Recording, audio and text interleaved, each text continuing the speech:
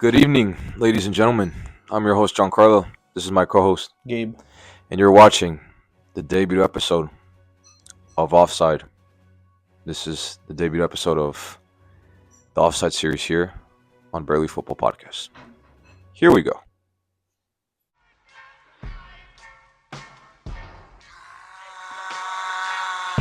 Pull up in motorcades. I got a show today. It's all I'm trying to do. Yeah. Once again, welcome back to a brand new video here on the channel. Things are a little different today. This is the debut episode of the Offside series here on the channel. A lot of people will ask, what is the Offside series? The Offside series is a separate, it's on the same channel, of course, but it's a series in which we dedicate this segment to our viewers, only football content related. Obviously, our episodes tend to be barely about football. Hence why the title of our channel. But we want to make a separate segment in our channel called Offside, the Offside series, so we could talk about football content. Hence, of the name. We will make these episodes short and sweet, not too long and not too short either, but we will be reacting. The purpose of this series is about reacting to football news, important football events, or football related content that we would like or find necessary to post. So that's why we created this inaugural series called the Offside series. How do you feel? Yeah, I mean, what to expect? It's going to be short format. It's going to be maybe at most 10 minutes. Just initial reactions to stuff that happened. Like today, we'll be going over the Europa League final that just ended about, as of recording, Not even 15 minutes ago. Which I'm not wearing, ended about 10 minutes ago. 10 minutes ago, yeah. I'll just get right into it. And what a perfect time. I think this was a super last minute thing that we wanted to do. And what a perfect way to start episode 1 here on the Offside series here on Barely Football Podcast. So, without any further discussion, let's get straight into it. So, what did we just witness? Well, I mean, I watched like an hour of that 90-minute game, so that was fun. But it was a very unfortunate goal, I think, for Man United to concede. But in Man United fashion, that's the goal they concede. Sums up their season. Unfortunate. And quite disgraceful, unfortunately. Context: Europa League final today between Manchester United and Tottenham Hotspur in San Mamés in Bilbao, Spain. Spurs won 1-0. Spurs won their first trophy in 17 years. And only the third title in history. Can you believe that, Spurs fans and football fans alike? Their first title since a 2008 Carabao Cup win. Their third, Gabriel said it himself, their third trophy in history. What a special moment for Spurs fans. They've been waiting for this moment for a long time. Man United fans, we're not Man United fans, but we kind of feel you. Because this season is a season to forget. And I'm saying that from the bottom of my heart. Is a season to forget. We'll just say it. Sum it up in one word, Gabriel. Just sum it up in one word. I already have my word. I got nothing for you guys. Oh, Real Madrid. Trophyless. That's 2 words. Trophyless. There you go. Real Madrid. That's 2 words. That's 2 words. Madrid. That's 2 words. All right. Hey, I'll give you that. It's okay. We won the Champions League last season. Yeah, we won trophyless last season. So, yeah. Anyway, so Man United's season in one word for me is a failure. Many things. You guys did absolutely probably one of the worst campaigns of a big club in history in the Premier League. It was a gamble because they definitely left the league. Like, obviously, once you guys knew that they weren't going to get relegated, it's very clear that Man United just said they gave up on the league and all their focus on the Europa League, and they hedge all their bets. That's a terrible mentality. I think terrible mentality for a top club. I think it was the right thing to do because you were never going to do anything in the league. You were going to go 1 or 2 positions for what? What was the game going to be? But at least perform to the expectations of the fans that want to push for at least mid-table, not drown yourself to almost fight relegation. Yeah, but like it was already over at that point. So why not focus completely on a competition you can actually win, which was the Europa League? True. So I think they made the right choice there once they True. realized that they weren't going to fight for any positions in the actual Premier League and they weren't get relegated. They shouldn't be in that position in the first place. A club of this size, which is arguably what like the second or third biggest brand in football. I think it's the second most followed club or followed team in the world.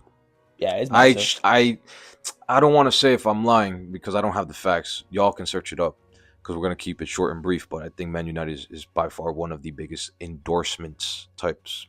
It's of like third. anything third, Yeah, right? I know like Dallas Cowboys. They is make one, hella lot of money and then I forget in which terms one, of yeah. like advertisement. They're like third or fourth. Third or like fourth in the some- world. In in all the world. sports. Because Man United, this is probably one of their worst seasons ever. Not a fan myself, so I can't keep track, but this is probably one of their worst seasons ever because you finished 16th in the Prem.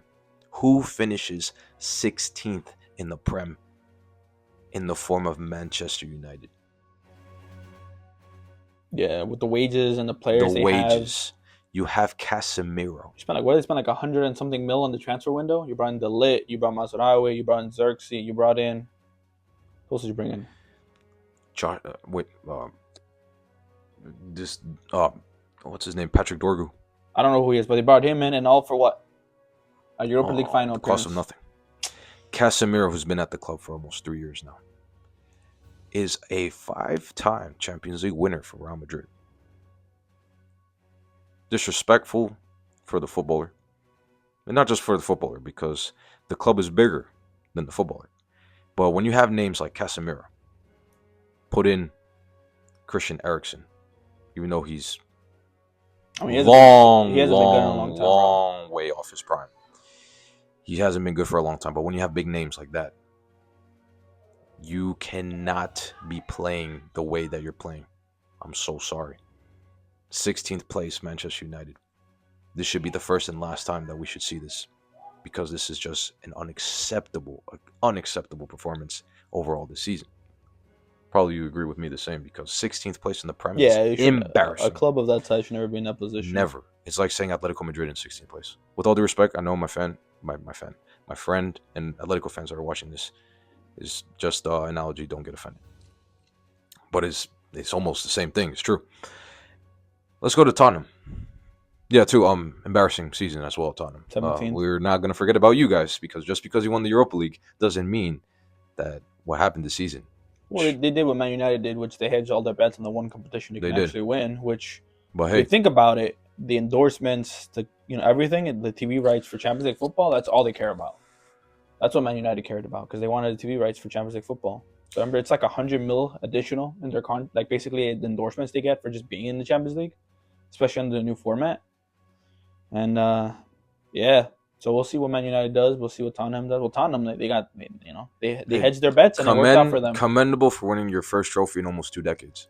Commendable that you returned to the Champions League for the first time in like 6 years. Yeah, and that's all commendable. But Tottenham Hotspur, bro, the fans, your team did equally as bad as Man United. You finished 17th. You almost fought relegation at one point.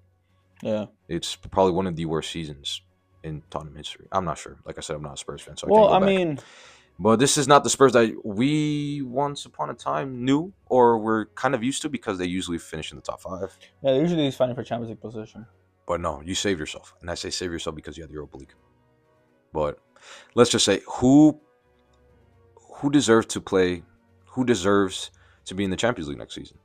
Was it the way Spurs played or Man United played? Because I'm going to give you my take right now. Man United, even if they won the Europa League today, they were way off of Champions League style of play. It's atrocious. I think it'll be interesting to see Tottenham in Champions League next season. I don't think they'll do anything unless they do a major rehaul of their team. True. But I think Man United would have benefited more, because I think they would have more games for them to get used to. But at the same time, now Ruben, what's his name? He's called Ruben Amorim. Has a chance now next season to have literally only focus on one competition, which is the Premier League, and to help build his team the way he wants to. Because he said it's gonna take some time. So yeah, I think it's almost not a good thing, obviously, because you want to win a trophy and play Champions League for the club, right? For the brand and stuff. But I think Man United having a new manager that clearly has a way he wants to play and a style he wants to play that's distinct and obviously clear. And only having to focus on one competition, I think, will help Man United. I think we will see Man United back in Champions League football. Obviously not next year, but the year after. I think they can contend for top 4. Hopefully so, because no, what you said is true. Because if Man U wants to perform to the way they should perform, they have to make a major overhaul of their squad this summer. Use the Prem this season, the upcoming season, the 2025-26 campaign, and try to build your team, play their best, and be in the Champions League by Yeah, this 2026, preseason will be 27. incredibly. Well, are they in the Club World Cup or no? No, I No? don't think so. Man United, no. No, I don't So know. this preseason is I gonna gotta be big check. for them. Yeah, so like, and obviously, if Man U had to happen that they won the Europa League today, in my eyes, they don't even deserve to play Champions League by the way they're playing. Who's your player of the match for this game? It's a tough pick because we saw an hour of the game. It was very back and forth. It was very hard to choose. I think it would have to be. I would say the defense because I can't choose a player from the top of my head. Just like I said, the entire defense. Like Spurs defense because I can't really think of a player from the top of my head. What about you? Maybe give me an idea. I don't know his name. I'll be real, but Destiny Udoji, the defender that cleared the ball in like this 59th minute. Yeah, so him. I'm trying to look up his Kevin name. Danso. I don't know. Amad Diallo played a really good first half, and then he just dipped in the second. It's really hard because none of these players actually performed. It was a very back-to-back We actually won the. Europa League final. It's very interesting between two middle class. I must say middle class. Oh, Mickey Van de Ven, the goal line clearance. Yeah, because Mickey Van de Ven. Yeah. He played actually really good defense. Actually, there's a couple moments he kept fighting. He's a solid defender. I've seen him. He kept fighting with Maguire, but or Solid might have been defender. another player. But Yeah. I think he's the man of the match. I think defensively they did very well because obviously once they scored, they parked the bus. And no matter who you play against, even though Man United doesn't have the most scary attack in the world, it's still not easy to defend. For Still pulls it off be though. disciplined, yeah, and they pulled it off. Pulls it off. Yeah, so it was Mickey Van de Ven. I mean, that goal line clearance was iconic as well. Saved them. Because on paper, it should have been 1-1. Now, if you guys watched the goal, Brennan Johnson's goal in the first half, it was very unfortunate. It was a really, in the words of the British, very wonky type goal. And it's true because if you just see the goal, it explains for itself. But it could have been even on paper, right? What? 1-1. I mean, yeah, if he had messed up that clear, because it was like a scissor kick midair, and he was like a solid 3-4 feet in the air. I mean, if he messed that up, yeah, it would have been 1-1. But it isn't, and it's not about it's all about those margins. It doesn't matter what if should have. It's 1-0. It's 1-0. Tottenham won it, and I think Tottenham did what they had to do. They got a fortunate goal, and they said they ran with it. You guys. Yeah, so conclusion. You don't want to be Michael Arteta who says, "Oh, we played the better game," and then in the end still lost. Absolutely not. You don't want to do that. No. So conclusion. Spurs won. I don't know if fairly, but it was a very interesting game. Very interesting Europa League final compared to the others that we saw seen in previous years. Very back and forth. They won their first trophy in almost 2 decades, their third trophy in their history, a Prem, a Carabao Cup, and now Europa League. What to expect from these two teams moving on? To play their best football next season and to, go back to where they belong is where the Champions League is. I said that's so bad. They belong in the Champions League. They have to go back to where they should. You know what I'm saying? Yeah. You get what I mean, though? Yeah. You get what I mean? They're going back to where they belong. Yeah, they have to go back to where they belong. There you go. Straightforward, bro. Straightforward, yeah. It's because, dude, I socially anxious. I ain't gonna hold you. All right, so that's the conclusion. Anyway, that's the conclusion of this episode. You want to finalize? What's your conclusion? Because I said mine, yours. Now it's yours. Nothing to say, really. It's an entertaining final. Tottenham won. First trophy. Congrats to them. Man U, obviously, I think some benefits and some things you could take from this. But, we'll see where this teams go next season. I think, if anything, Tottenham getting this win is great, but I think it'll also be a curse for them because they clearly don't have the squad to play in 2 competitions. True.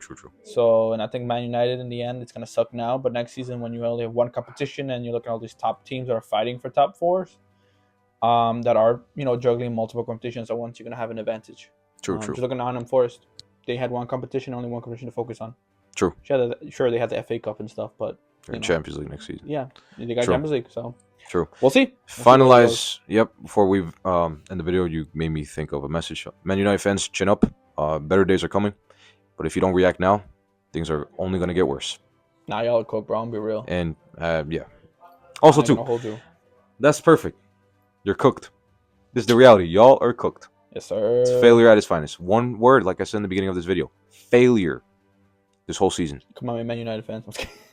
They've got Champions League to look forward to. What have we got? What have we got to look forward to, bro? Tactics today, I don't know. Too many players went missing today. Yeah, we're not throwing picky uppies here. Anyway, so I'm throwing all the shade. that's crazy. Anyway, so that is it for today's video. Tottenham 1, Man United 0 in this Europa League final. Thank you for watching this video. First episode here on the Offside series here on the Barely Football podcast here. I am your host, Giancarlo. This is my co-host, Gabe. and we'll see you next time on another episode of the Offside series. Peace.